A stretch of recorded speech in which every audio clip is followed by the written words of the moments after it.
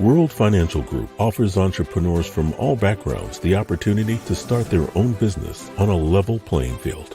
Dr. Yana Woodhouse, receiving the WCM Wall Street Pioneer Award by the United Black Wall Street of America, Inc., is one of those entrepreneurs. I see WFG and TFA as a place where African Americans with an entrepreneurial mindset can flourish.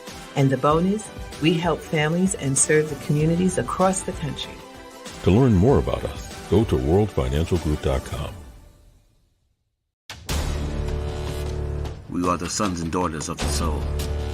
We are resilient and forever forward-thinking. We ask for nothing else than the opportunity to live and to create the lives that we were meant to live. We want nothing but an equal chance at options and possibilities.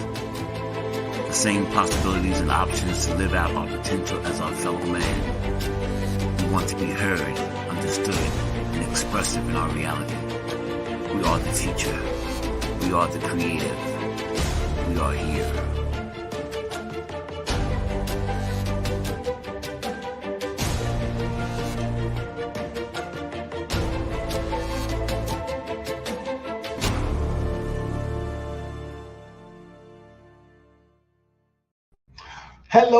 Hello, and welcome once again to another fantastic Tuesday where your host, the Dress Down CEO, Tyrone Glover, is bringing it to you live from my hometown of Yonkers, New York. Thank you so much for partaking in this necessary conversation of how do we help you leverage your score. This has been an ongoing endeavor. And I have to say, I am super excited and super happy of being able to do what I do. And what I do is I help individuals find that peace, find that solace, find that understanding that you're not going to be able to do this on your own. You're not going to be able to do this on your own. You're going to need the experts. You're going to need people who are like-minded, who have an understanding of how these industries are, sad to have to say it, how they're taking advantage of you. But I really want you all to really think about what you're going to be doing as you move through this. Okay? What are you? Own up to what your responsibility is, but never forget, we as a community are going to have to help lift each other out of these circumstances.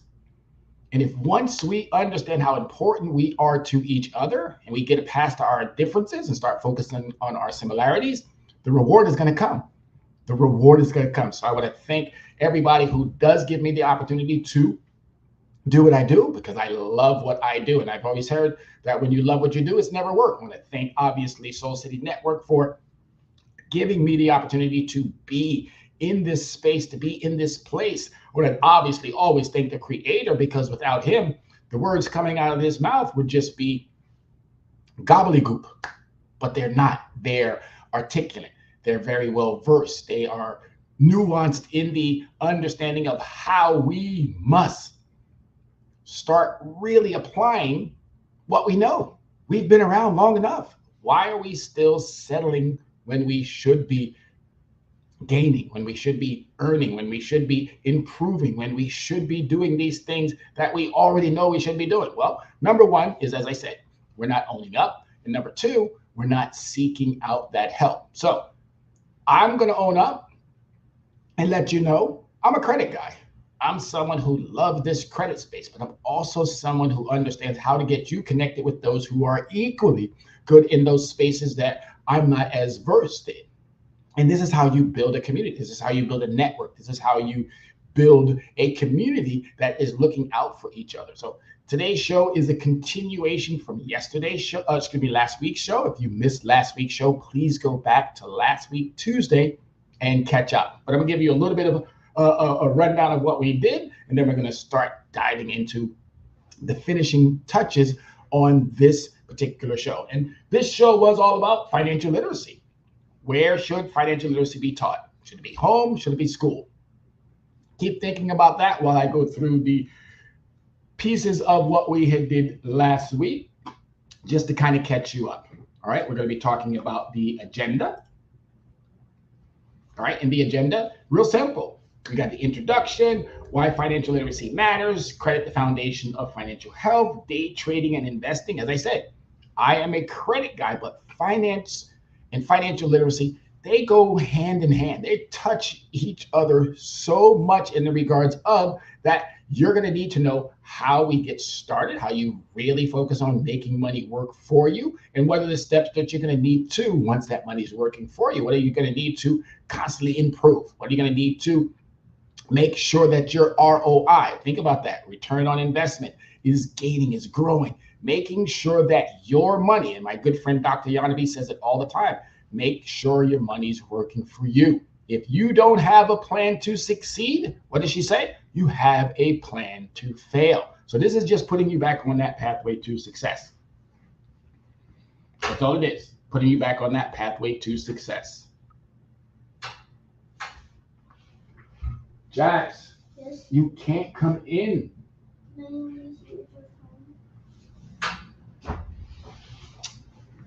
Come here, Jax. Come here. Come here. Come. Ladies and gentlemen, I want you to meet somebody. This is my nephew, Jax. And Jax loves to hang out with the uncle. Say hello, everybody. Hi. Okay, now Jax, you understand this is a live show, right? Okay, as much as I want to, and I should have locked that door, but I didn't. I forgot to. You have to remember something. When Uncle's doing what he's doing, can you do me a huge favor? Stay outside. Do not come back in, okay? Because this is a live program, and there's people out there who are listening. And you know what? When they're listening, they're expecting you to do a good job, just like I do when I'm watching you. So can you do me a huge favor? Stay outside until I'm done, all right? Because this is really, really super important. Can you tell them thank you, everybody? Thank you. All right, and you'll see them in an hour, okay? Take that with you. Go outside. Do not come back in, please. Outside, outside. Take it with you. Take it with you, sir. I'm just gonna. Jax, take it with you. Go outside. I'm just gonna grab a snack. You're going to go outside and you're not going to come back in.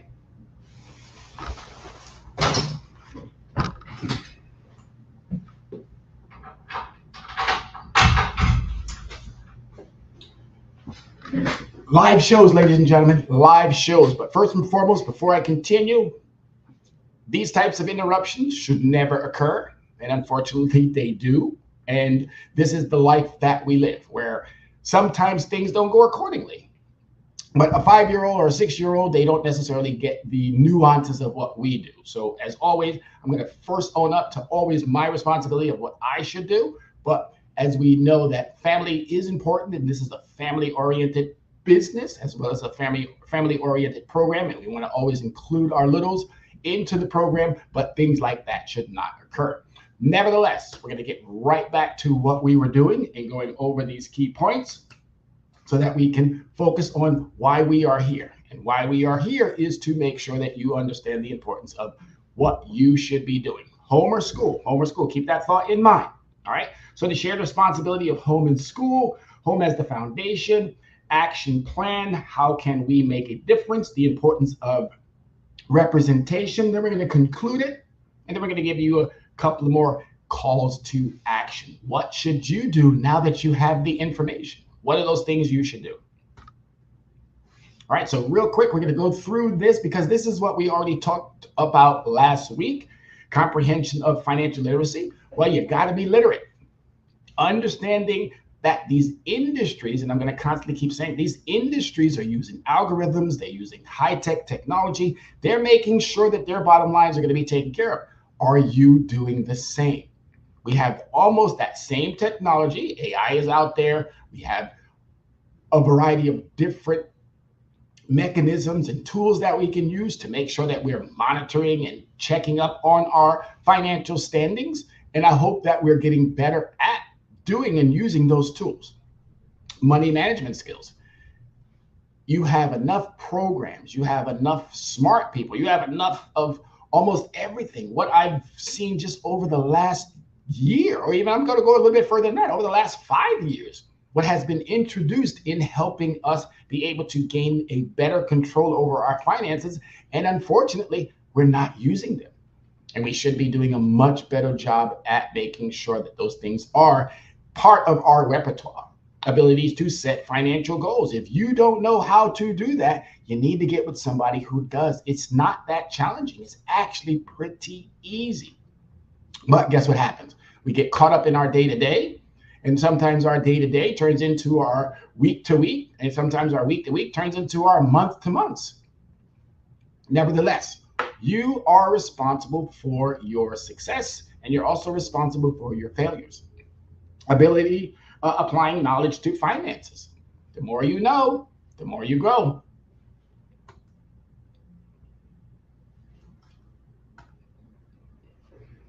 All right, so where should financial literacy be taught, home or school? A call for financial literacy in both home and academia. We really have to understand. Home is the foundation. It allows for us to follow what grandma may have done. It allows us to follow what grandpa may have done, aunt, auntie, uncle, doesn't matter.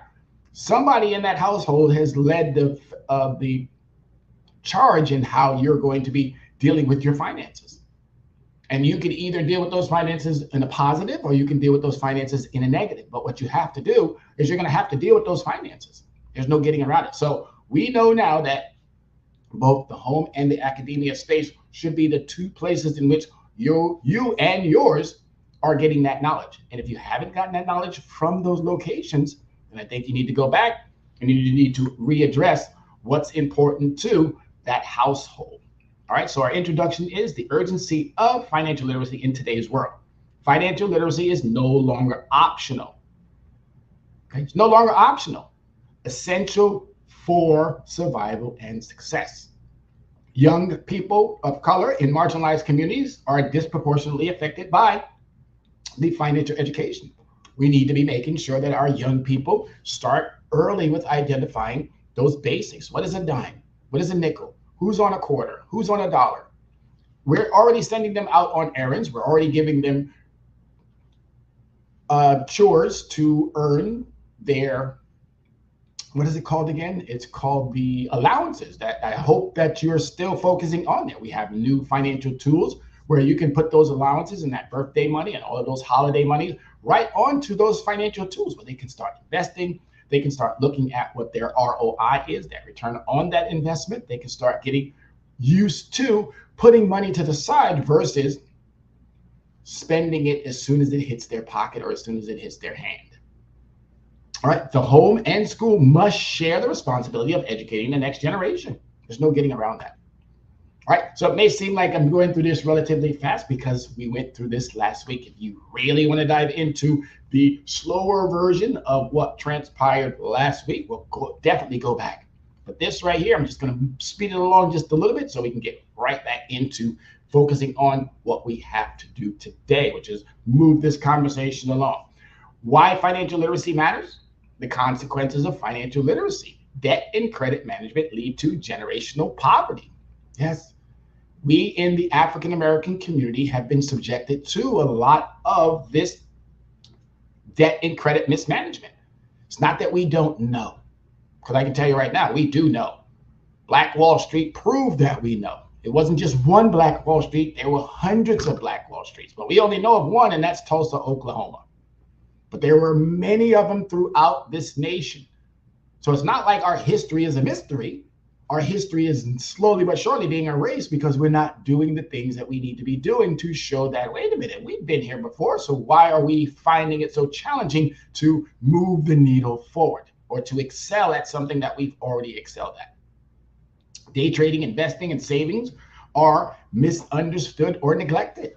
Yeah, savings, I have a mixed relationship with that area because the return on that investment is not being paying off. If you got a 401k, a 403b, again, if you've put money in somewhere for 10, 15, 20 years, and you look at that later and go, wow, this should be more. Well, more than likely, it probably should be more. But you have to understand who's managing your money. How are they managing your money? Do you even know what they're putting that money into or how they're navigating that money? What type of return are they making for themselves and what type of return are they giving back to you? And I'm never going to talk ill towards anyone's profession, but I am going to ask us as citizens to make sure that we ask these questions. If we don't know the questions, find someone who is already in that space that you trust, who you can say, hey, I need a little bit of assistance here. Can you help me out? And I'm almost certain that you'll find someone who can help you out. Trust is a valuable word. You have to be able to trust these individuals. And if you can't trust them, always go get a second opinion. But I can tell you right now, here at Soul City, Leverage Credit Recovery, Access Wealth Nation, we are a trusted body. And I love the fact that I'm able to pass on clients and potential clients to my good friends over at Access Wealth Nation. I'm super excited. They equally think about me when they have someone who has a credit concern. So it's a mutual understanding of how we relate and how we continue to network and how we continue to connect with each other so that we can make sure that we're taking care of the overall population. Doesn't matter if you're in Yonkers, doesn't matter if you're in White Plains, doesn't matter if you're in New Rochelle, doesn't matter if you're in Mount Vernon, doesn't matter where you are in these 50 states. What matters is that we know you're going through something and we're attempting to help you get through that. Inadequate credit reporting and lack of knowledge perpetuates financial inequality. Inaccurate credit reporting. You would be surprised if you knew what I knew when it came to Equifax Transient Experience. You would be surprised. And I mean, it's disturbing what 10 years has given me as far as knowledge, and now being able to apply it to my day-to-day and to be able to apply it to others day-to-day. What is happening in that space is abysmal. It's sad. And we'll talk about that one I would say in about 2 weeks, I want to dive back into Equifax Transient Experience. I want to really expose them for the atrocities that they really are. They're not doing what they're supposed to. And I'm going to include one more entity in that. As much as I love and appreciate the CFPB, they have revealed a lot of the things that I was like, wow, really? Y'all don't do what? Really? You don't do X, Y, and Z? Then what are you really there for? How do you help us on an individual basis? Oh, you would be surprised. As I said, more and more, I'm finding out more and more about the things that I don't necessarily agree with. All right, credit, the foundation of financial health. Yes, it is a foundation. It helps you with making sure if you're not using a building tool, then you're not building. That's it. Credit is a means of transaction, and it is a building transaction method. All right, you have to understand that. If you're not building, then what are you doing? You're getting the thank you very much. You're getting the praises. You're getting the hellos from the mom and pops or from the large entities that we tend to visit, but you're not getting that reporting back. You're not getting that what really helps with building that financial understanding. And credit is it's a lifeline. It's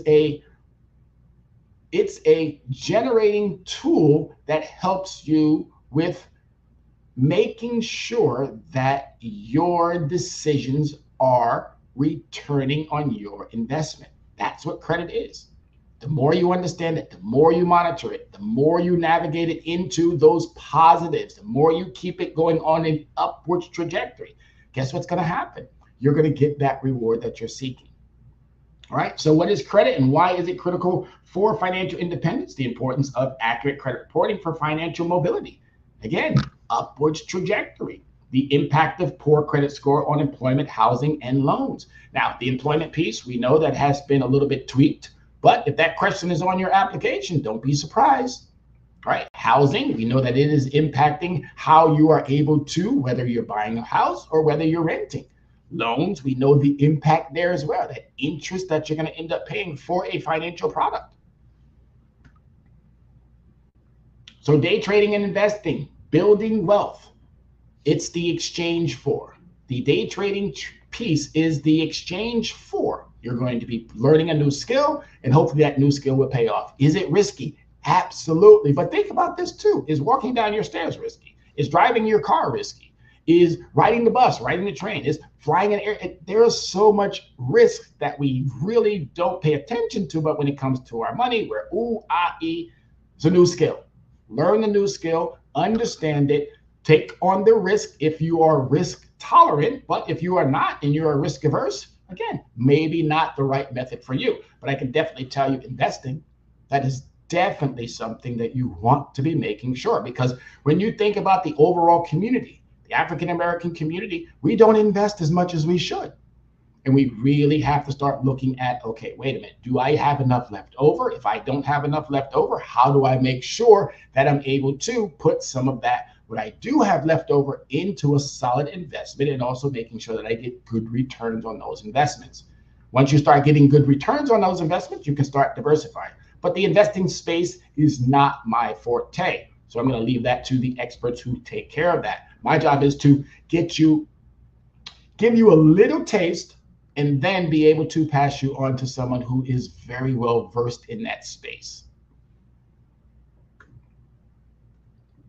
Savings and ROI, a lifelong habit. The power of savings and return on investment. Why savings should be instilled early. Yeah, putting something away. But once you put it away, let it build a little bit. You have to go back and you have to look at it. You have to monitor it. You have to say, okay, wait a minute, 5 years, 10 years, 15 years. Rule 72, understanding how that works. If I'm not mistaken, I think it was Albert Einstein who said Rule 72 is the eighth wonder of the world. Those who understand it earn, those who don't pay.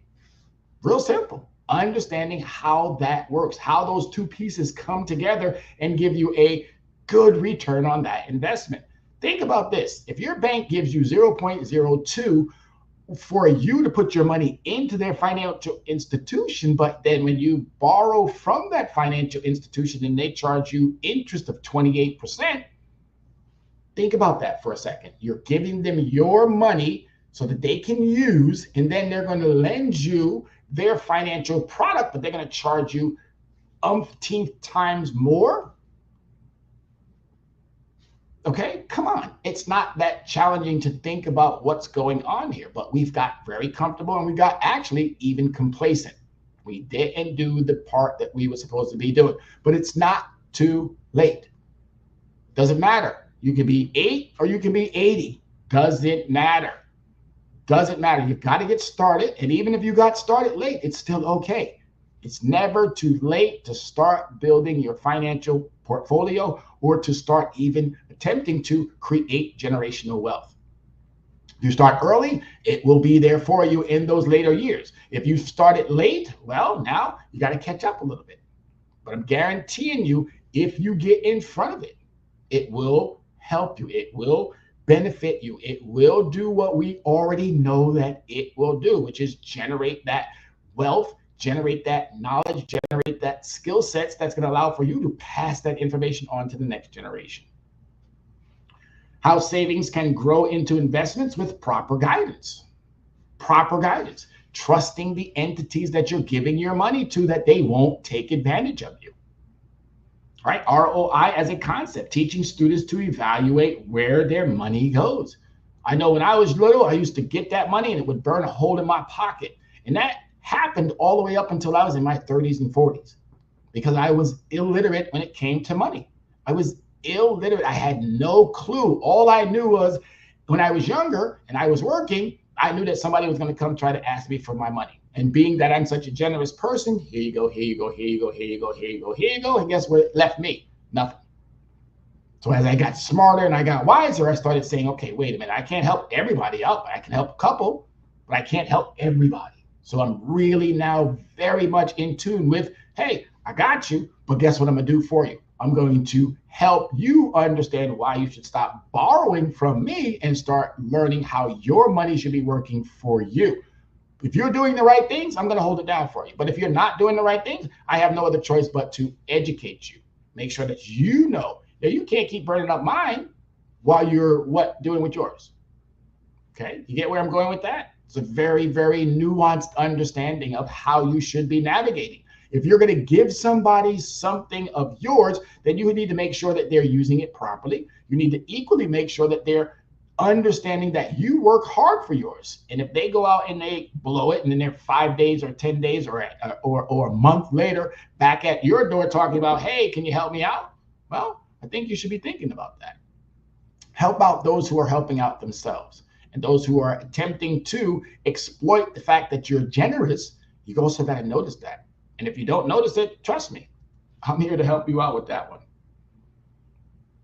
All right, home as the foundation. Why financial literacy must stay at home. Home as the foundations. Parents play a key role in modeling financial behavior. Key roles. Your kids are watching you from birth. So they're picking up on all of the things that you do.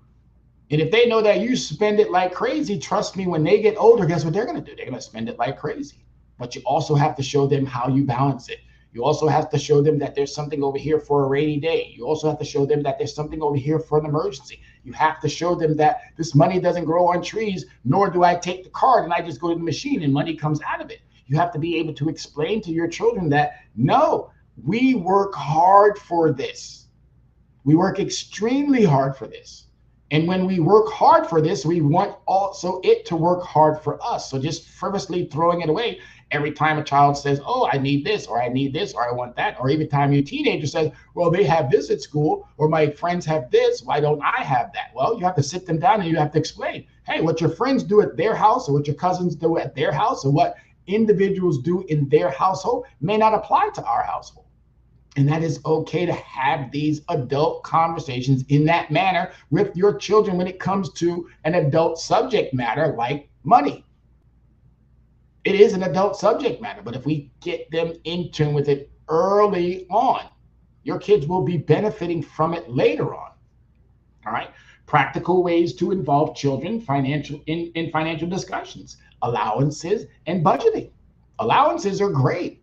Getting them to be rewarded for their accomplishments, not for cleaning up their room. That's not reasons enough. Not for doing the dishes. That's not reason enough. Not for taking out the trash. That's not reason enough. But how about for getting those great grades? How about for reading a book or two a week or 3 a week and then being able to have a full discussion as to what that book was about? Rewarding them for these successes that they're getting in the academia space. Rewarding them for those successes that they're getting also in the athletic space.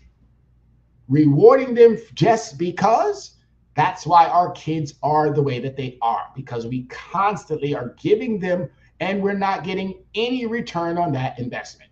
Now, any seems like a very strong word, but when you think about the overall population, we're not getting enough of that return on our investment. We have to do better by making sure our kids understand you work hard for that money and you are attempting to make sure that it works hard for you. But unfortunately, we're doing things in a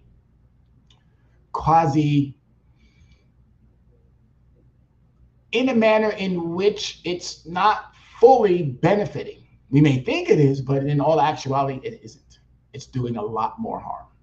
All right. And we just got to get better at it. That's all. So those are some practical ways. Budgeting. Kids really don't know how to budget, but it's easy to tell them, hey, you got $10. Don't spend 8 of it and save 2. How about spending 4 of it and save 6? All right. And I know today with inflation, but you have to understand where inflation comes from. And a lot of us have this conversation, and I have this conversation more often than I'm necessarily wanting to have it, but you'd be surprised what people don't really know about that word, inflation. They think it's a government policy thing. There are multiple factors that create that inflation. And one of those factors is when you remove a lot of the middlemen and you now consolidate a lot of what we buy on a regular basis into the hands of a select few, which again, when they congregate or when they sit down amongst themselves at their 2 to 3 or 4 roundtable sessions with only 3 or 4 of those individuals where they're manipulating those prices. Again, another conversation for another day, but budgeting is something that we really need to hone in on and make sure that it's working properly. And allocating your credit cards is a great way to make sure that you're budgeting properly. What do I mean by allocating?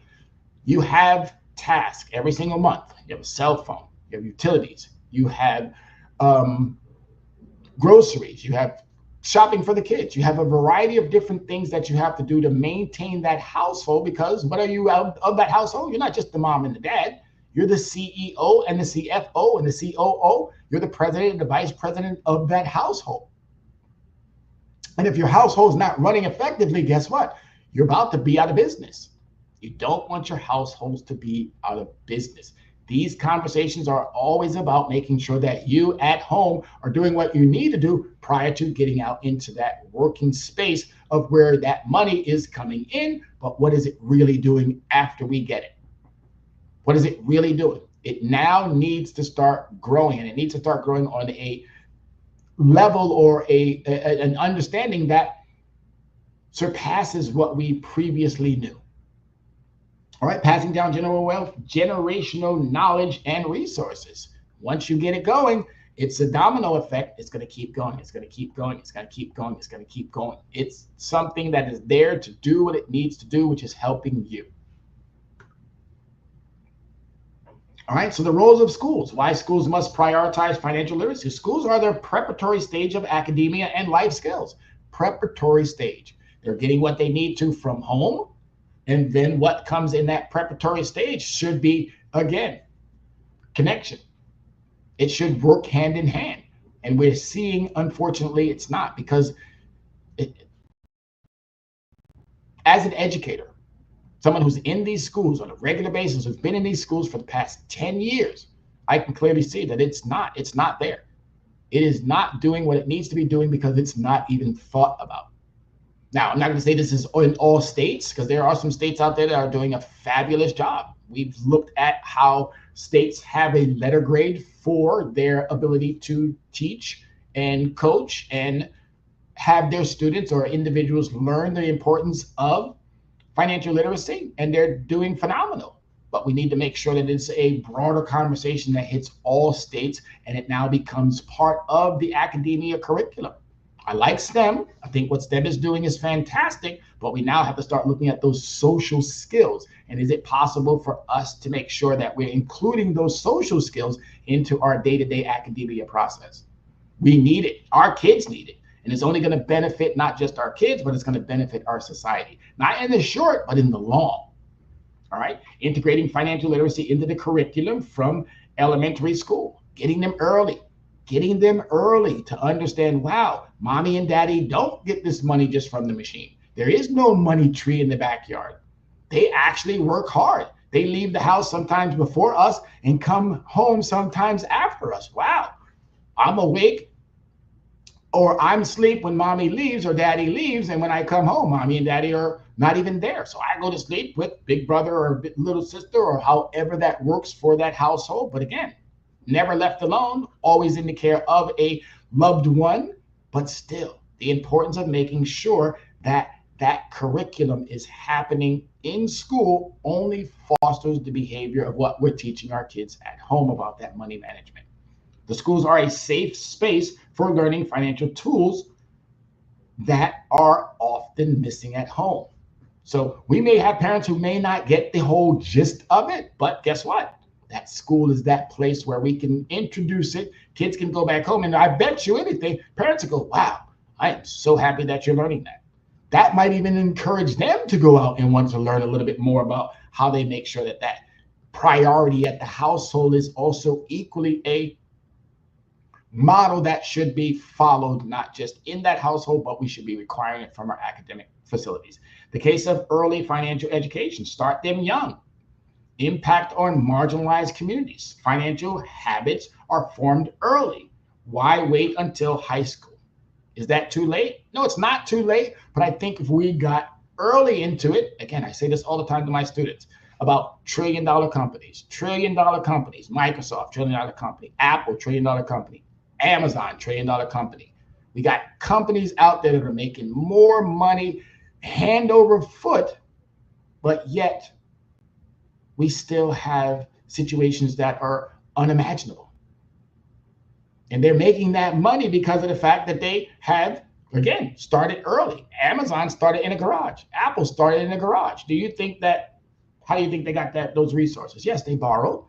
They kept a great understanding with lenders, but primarily they got that information from either some teacher or from either some business person who was in the neighborhood or from mom and dad. So it was still that community base that kept them on point to be able to turn these garage startups into major,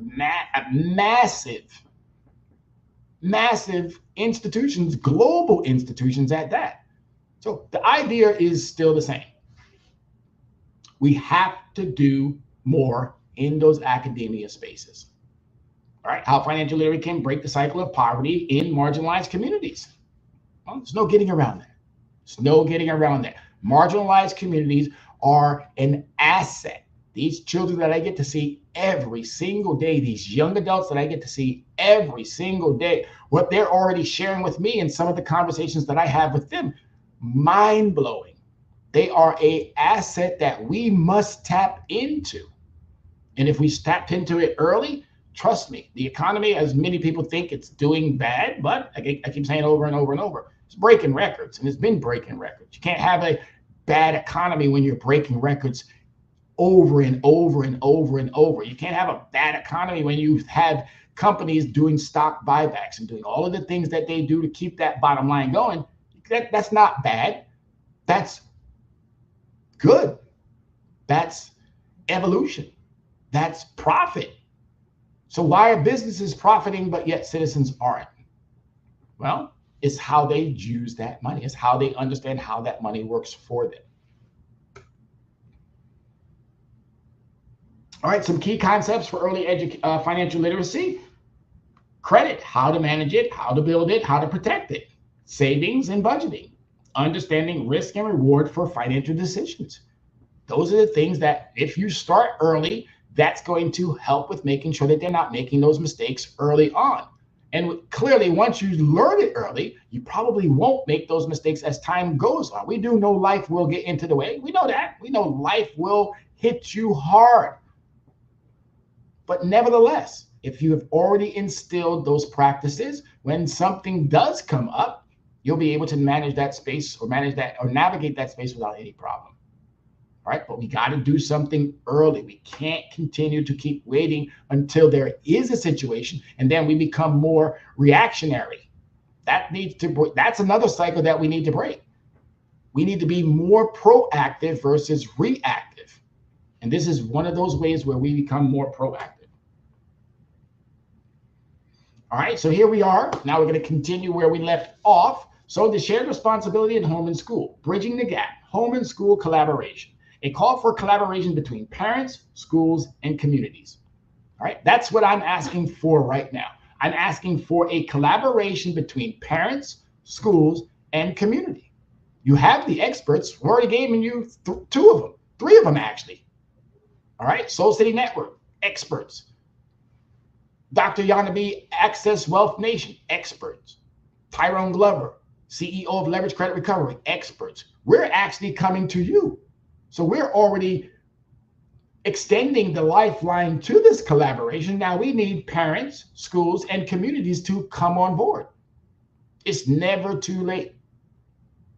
Research needed for both environments to succeed teaching financial literacy. The resources are there. I can go online. I can find a plethora of valuable information. I can create my own valuable information from the access of what I've already been able to. If you go back and watch some of my previous shows, I was just looking at recently some of the articles that I write on Substack. I was looking at recently some of the articles that I still have yet to produce. I mean, amazing what time allows for you to gain when you really are invested in something. And I'm invested not in myself, because that's going to happen anyway, but I'm invested in our communities. I'm invested in our students. I'm invested in making sure that those who want it more than those who are presenting it will have it. It's just that easy. And it's just that simple. Ensuring that students are equipped with tools, resources, and practical knowledge. One of my students asked me today, hey, Mr. Glover, can we meet up and talk about what we talked about over the last couple of weeks? I was like, absolutely. Whenever you need me, I'm here. Book it on the calendar, because I'm very much a calendar guy. But if you need me, I'm here. So the action plan, how can we make a difference? Taking actions in marginalized communities. All right, schools need structured financial literacy programs. I am so grateful to Riverside High School, who has allowed me for my second year to come back in with a financial literacy workshop, with a financial literacy after school program every single Wednesday.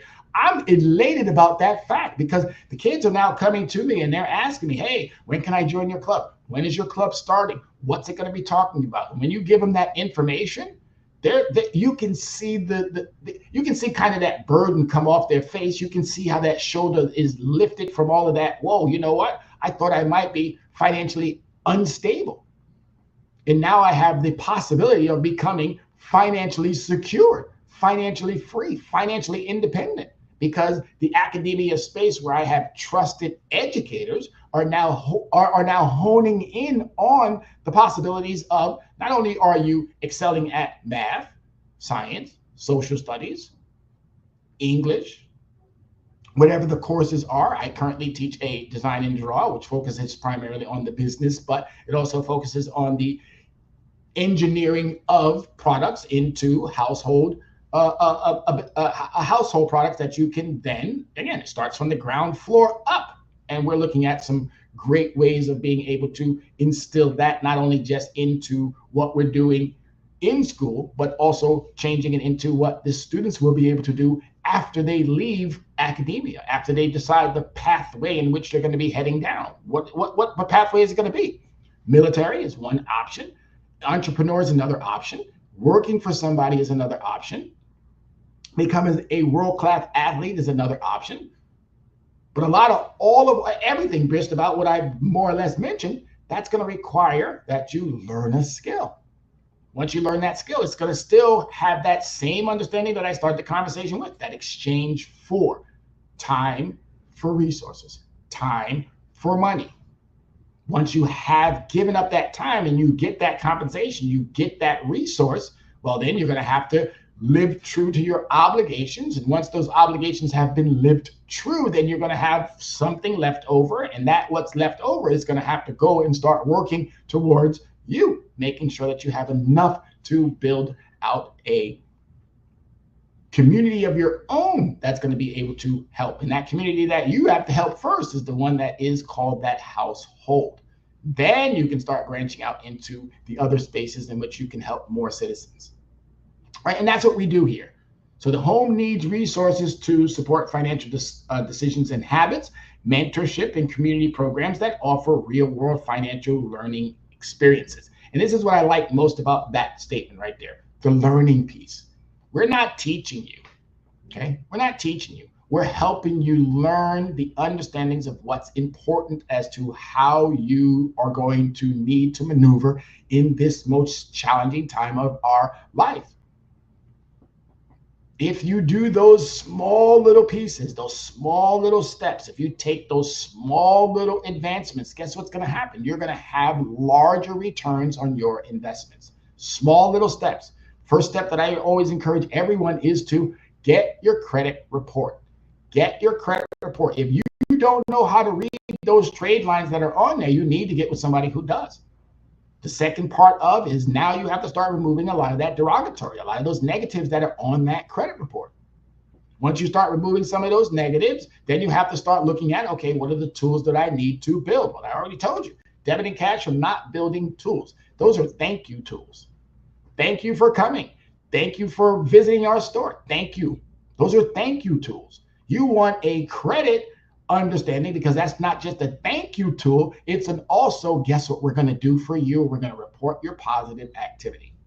All right. These are things that must happen in the household. These are things that must be equally extended to the academia space as well. All right. The importance of representation. We need to be represented. 2% of the educational field that I'm in is Black males, 2%, but yet our population of Black students is 13 to 18%. We need to make sure that we have a representation that is at least 50% of that 13 to 18. We're nowhere near it. So this is another reason why a lot of our kids end up not getting what they're supposed to, because they don't see enough of them in the academia space. And I can tell you firsthand, the understanding that I have with these youth in our school, not just our Black male students, not just our Hispanic male students, but I'm also saying with our female students, by seeing an individual in these schools that not only looks like them, but is speaking in a manner in which they look at me and go, wow, you're smart, you're intelligent, you're wise, you're savvy.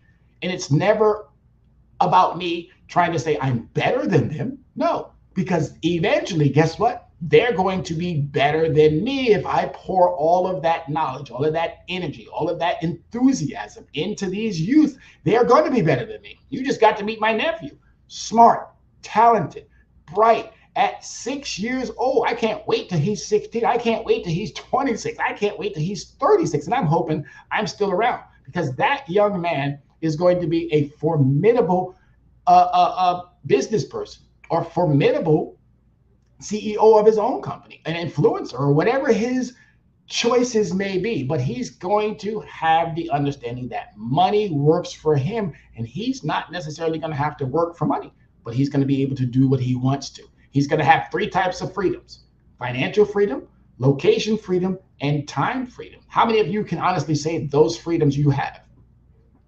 I can guarantee you he's going to have it. His sister's going to have it. The variety of all my other nephews and nieces are equally going to have it.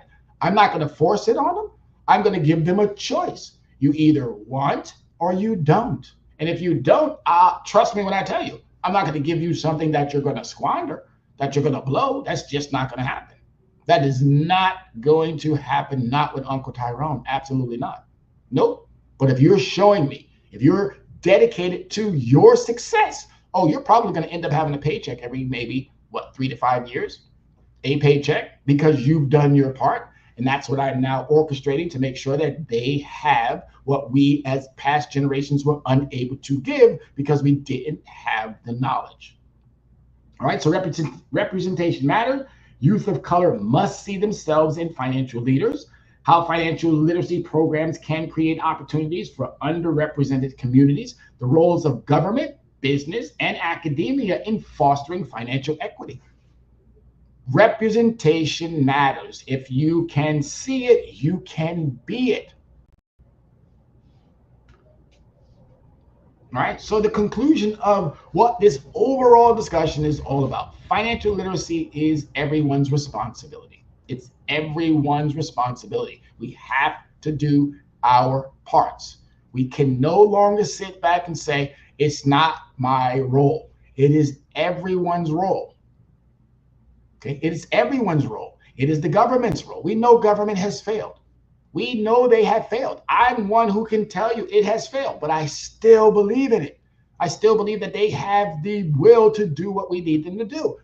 We know academia has not given us their best, but I do still believe in it because we know it was designed to do and lift individuals up. I know that the household has gone through some nuances. It has gone through some ebbs and flows, but guess what? I know they want to do what we need them to do. All they need is that knowledge. All they need is those skills. All they need is those resources. All they need is those tools. The experts, as I've already said, are here. We are here to do our part. Now, we're asking you, how much of your time are you willing to commit? Because as I tell my students all the time, you can't find that time. Because I've looked. I'm looking under the desk right now. I don't see no time. But I know for sure if I make that time and I'm committed to that time and I'm resolute to that time, guess what I'm going to get? I'm going to get that reward. There's no getting around that. I'm going to get the success that I want when I'm committed to the task at hand. And that task at hand for current has to be, how does your money work? Is it working for you? Because I can tell you right now, as someone who's been in this space for quite some time, for someone who's been in a space that was in that retail space, that was in that logistics space, that was in that military space, that has been in that pet environment space, that has been in a variety of different industries, and I can tell you that money should be working for you. That education that you can get from all of these other spaces, they're there. But if you want it as much as I want to make sure that you have it, then you have to make that time, because you're not going to find that time. There's no way you're going to find time to do what you think you're going to do when you should be putting in the hours. Let me rephrase that.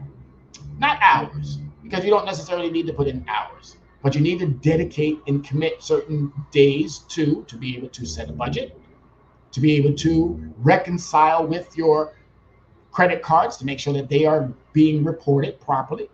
You need to be able to commit that time to educating yourself, making sure that your children are educated. You need to be involved in a lot of the PTA conversations. Definitely, you need to be involved in the political spectrum that's going on currently, and not just currently. That means, I think civics, in my opinion, plays as much as a critical role as finance. And we need to make sure that we're responsible on both of those areas. Financial literacy, everyone's responsibility. Civics, equally everyone's responsibility. So the home and school must both be engaged to ensure students are prepared. Financial literacy isn't just a subject, it's a life skill essential for future success.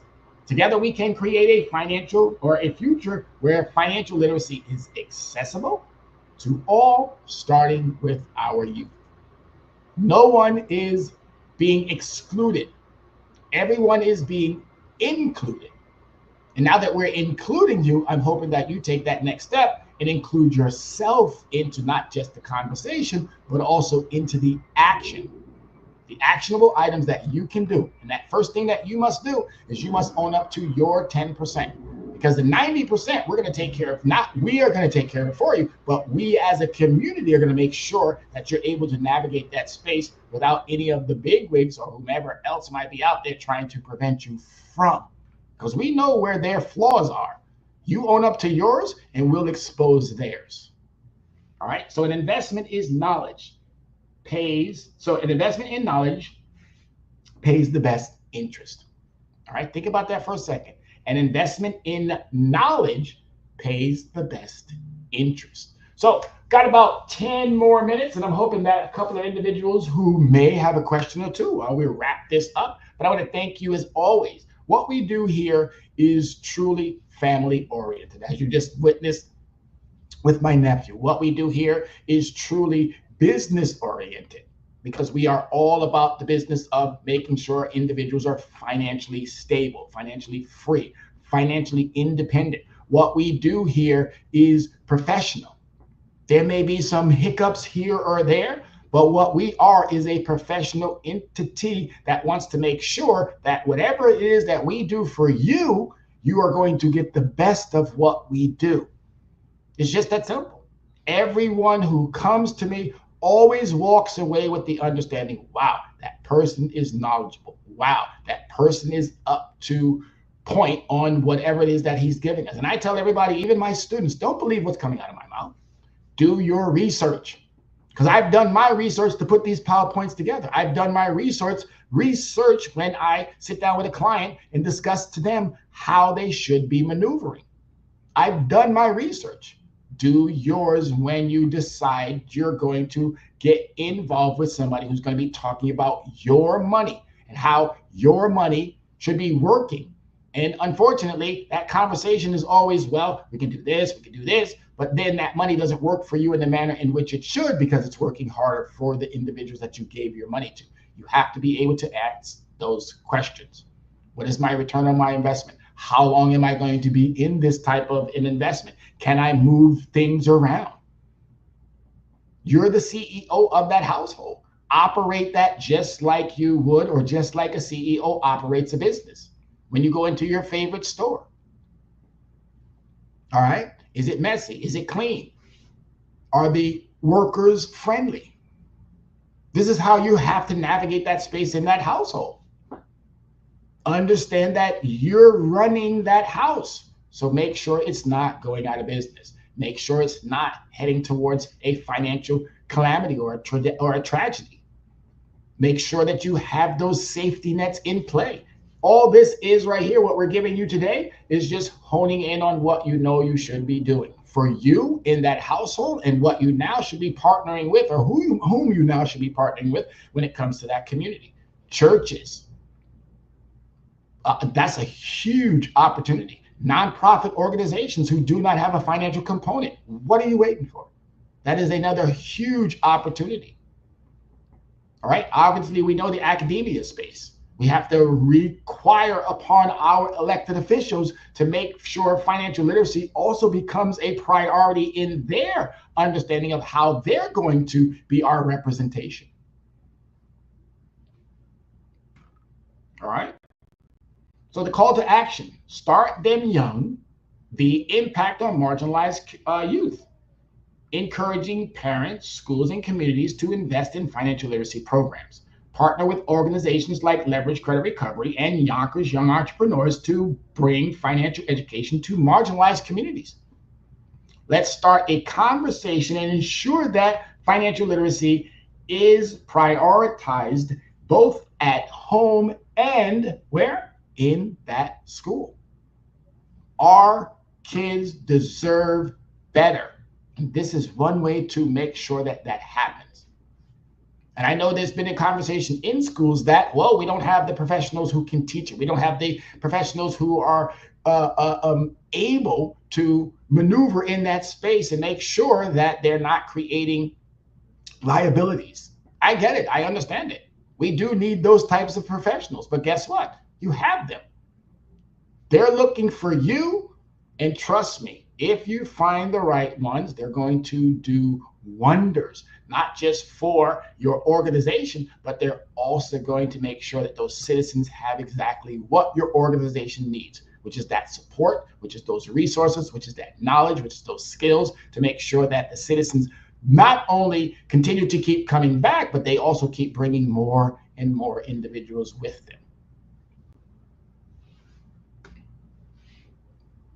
So setting financial goals. Setting goals fosters accountability and fuels motivation. But first, evaluating your current financial landscape, you can craft a SMART goal that strategically guides you towards achieving your financial aspirations and with precision and purpose. All right, we already know about the SMART goals. Specific, what exactly are you trying to achieve? Measurable, how will you know when you've achieved your goal? Attainable, is the goal realistically attainable or achievable, excuse me?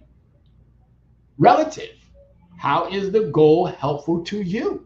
And last but not least, timely, when will you achieve this goal?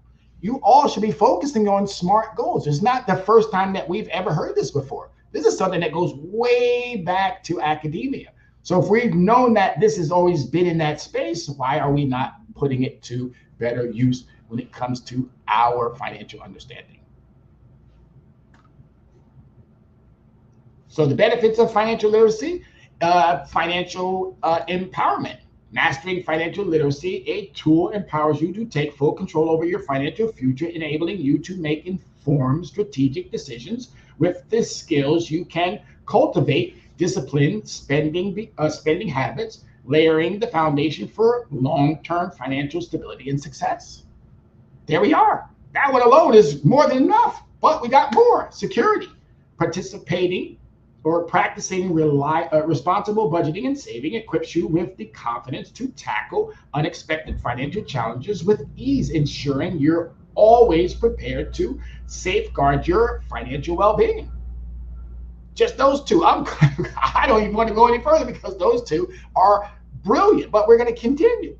A goal achievement, setting both short-term and long-term goals provide a powerful roadmap for turning your financial ambitions into reality, allowing you to take strategic, measurable steps towards lasting success. Stress reduction. You would be surprised how much stress you have when you don't have enough money to do what you want to do. Money is often a source of anxiety and stress, but developing strong financial skills can alleviate the burden, empowering you with confidence to make sound, informed decisions and take control of your financial future. And then the last one, but not least, this is important: wealth accumulation. We're not building wealth in our communities. We're not building wealth in our communities. Both prioritizing savings and investing, you pave the way for a financial secured future with the potential to achieve the ultimate goal of early retirement and long-term financial independence. There you have it, folks. This was a session that I'm truly, truly impressed with. So last but not least, some financial tips. All right, tip number one, reassuring your financial plans annually is essential uh, uh, to start staying on track with your goals. As your income grows, or if your budget feels too restricted, it's perfectly fine to make adjustments. The alignment with your evolving financial objectives ensures your plan both fixed and effective. All right. Small, consistent changes can have a transformative impact over time. For instance, slightly increasing your monthly savings or cutting back on dining out can significantly escalate your path to financial stability and long term success. And third, cultivating a positive financial mindset is key to overcoming any overwhelming related to money management. By staying mindful of your spending habits, recognizing your financial strength, and identifying areas of improvement, you can approach your finances with clarity, confidence, and control. All right, ladies and gentlemen, again, thank you for all of you who watch the show live, who go back and watch it later, whether you're watching it on YouTube, whether you're watching it on Meta. Soul City Network is a wonderful outlet, and it's really important that you know that we are on Verizon. We are on a variety of different other stations out there. You can get us in. I mean, I'm telling you, what we're doing here at Soul City is amazing. So not only can you view us on a variety of other networks, please think about how you can connect with me directly. Linktree is one of my resources that I use. Linktree at Leverage Credit Recovery. You can shoot me a text. You can give me a call at 805-428-9424. And as you can see, we're on the variety of different social media outlets: Instagram, TikTok, Twitter, which is now X, and Facebook. Ladies and gentlemen, as always, it is a pleasure to do what I do. I want to thank you from the bottom of my heart for you being who you are now. I hope that you make that time to improve your financial understanding. As always, be safe, America, and I'll see you in the next session.